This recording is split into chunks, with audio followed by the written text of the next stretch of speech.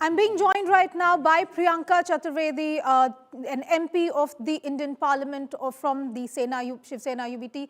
Priyanka Chaturvedi, we're looking at this kind of horrific incident, and this is not the first time that something like this has happened. A young girl being rescued by activists in London, and the pro-Khalistani factions are completely quiet. This is a horrific situation that is happening in London, in the UK, where young girls are being kidnapped, they're being groomed, they are being systematically sexually exploited.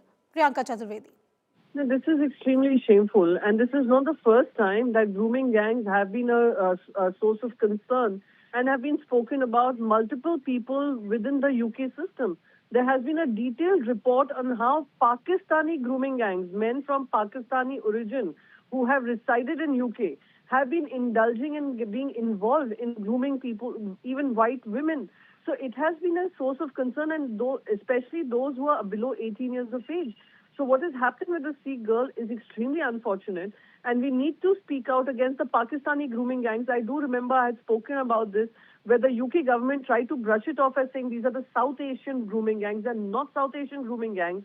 They are particularly people from origin of Pakistan who have been indulging in these kind of acts and criminalities. And it is absolute crying shame that those Khalistanis who speak about a different state of Punjab, keeping Punjab out of India, are to be totally silent about what is happening to a Sikh child. So it's unfortunate, and it needs to be exposed for what it stands for. These are nothing but Pakistani grooming gangs which are nurtured by UK because UK refuses to call them out for who they are. Priyanka Chaturvedi, as you just said, UK is refusing to call them out for what they are, and we've seen this happening in multiple occasions. Even last year in November, the mayor of London had said that this is not some particular ethnicity. We saw the police, the UK London Metropolitan Police saying, however, admitting that there are about 1,200 cases of such gangs where minors were groomed, they were kidnapped, they were groomed, they were raped by groups of men hailing from particular origins. And that is where this was a statement given by the London Commissioner in November last year, but it seems that it is still happening. They don't seem to be doing very much. No, I'm not surprised at how UK and the government and officials are trying to whitewash this entire issue, because they do realize that they have a huge challenge ahead of them with the kind of immigrants that they have seen. And today, in order to whitewash them, what they're doing is gross injustice to thousands and thousands of women of British descent, of other communities who have made UK their home, refusing to call out. And this is nothing but trying to safeguard their own political interests and trying to balance the challenges that exist within them as a society. Please also understand there's a very detailed report which has been submitted to the UK government on the floor of the House in the Parliament, which has categorically called out these grooming gangs, and it is on record. And yet if they try to whitewash it and they try to broad brush it as something which is a South Asian phenomenon, it would be extremely dangerous in times to come for people of UK. Priyanka Chaturvedi, stay on with me. I'm also being joined by Pandit Satish Sharma, who's an author based in London. Mr. Sharma, thank you for joining India Today on this story.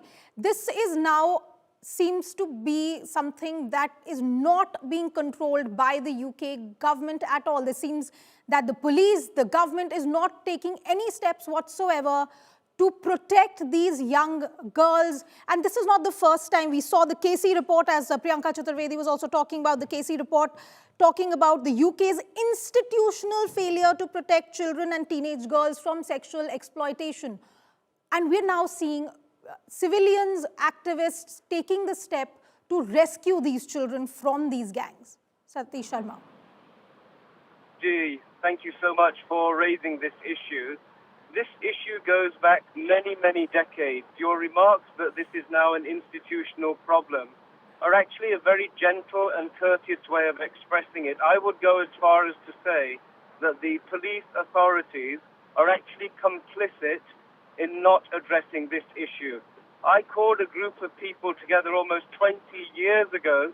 We were in front of a BBC panel. They recorded everything. We gave them evidence of 90 cases where our Hindu Sikh girls had actually been abducted and abused by this one particular Pakistani Muslim community. And yet, at the end of it, the BBC decided not to broadcast it. The police have continuously decided not to prosecute these cases. And so now it's gotten to the point where the police and the role of the police, the public has no confidence in the police's ability to ensure peace, tranquility, and justice. And those who study history will know that when that happens, every population will act to preserve the most vulnerable members of its own daughters. We give the police the authority to act on our behalf to prevent violence to us. We authorize them to use force so that we don't have to.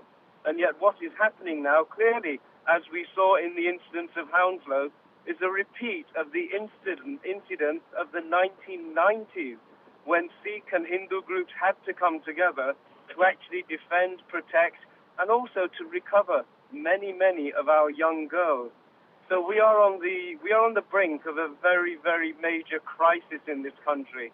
What happened in Hounslow last week is actually only the beginning of what I feel will be reflected across the country. Mr. Sharma, can I ask you to elaborate a little bit what you just said about these kind of cases coming up since the 90s, that now civilians are losing faith in the London police, in the government of the UK. Are we looking at a very ethnicity-based situation there? Because I'm looking at the KC report information as well, which is saying that there is clear evidence of over-representation among the suspects of Pakistani heritage men. Is this something that is a very ethnicity, nationality-based crime?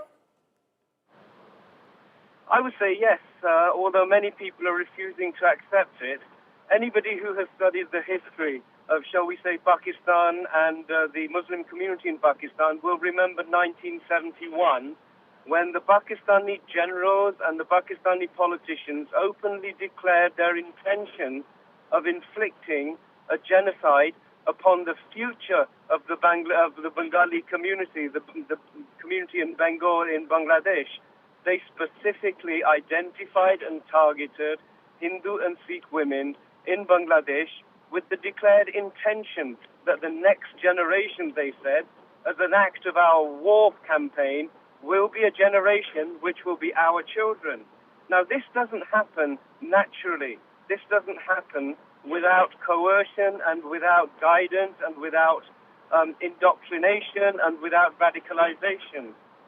History has already demonstrated that barbarians have a track record of attacking the future of societies that they want to destroy by attacking the girl child, by attacking the womb. What I call Gad Jihad has a long-standing history. Here in the United Kingdom, our attempts to educate the community, the authorities, the public institutions, that this is a phenomenon which is known to our community, is known in Bharat, and is now here on the streets of London. Please recognize it for what it is, the deliberate targeting of a society's capacity to reproduce and regenerate and reinvigorate itself generation after generation is actually what's under attack.